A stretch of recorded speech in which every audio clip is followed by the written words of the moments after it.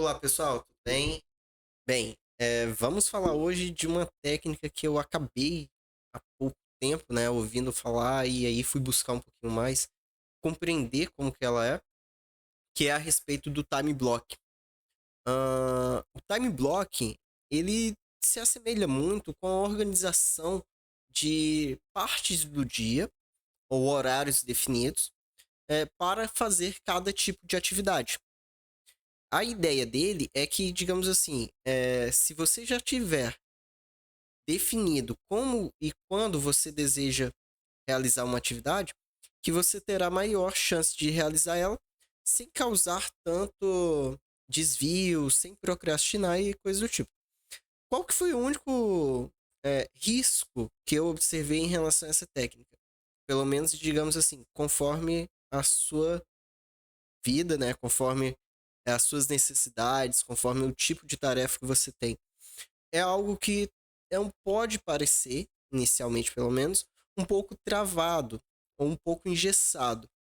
E principalmente quando é, alguns ah, orientadores, né, do block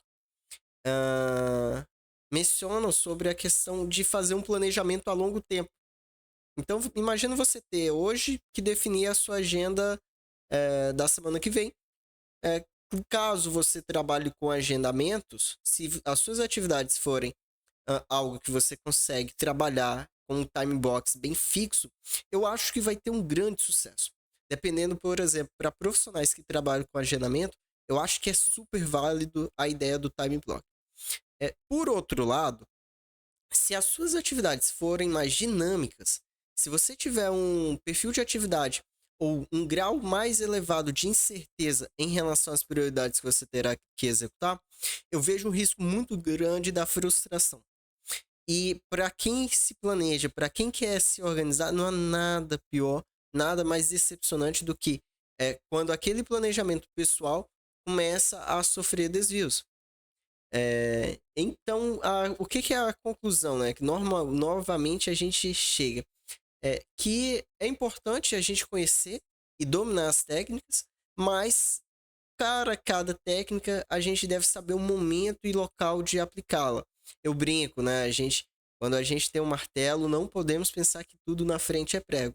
Então, digamos assim, enquanto outros planejamentos, outras ideias e técnicas visam uma flexibilidade maior, eu achei muito interessante a ideia do time block, que é um pouco mais engessado, porém, a depender do contexto, pode ser algo que te ajude.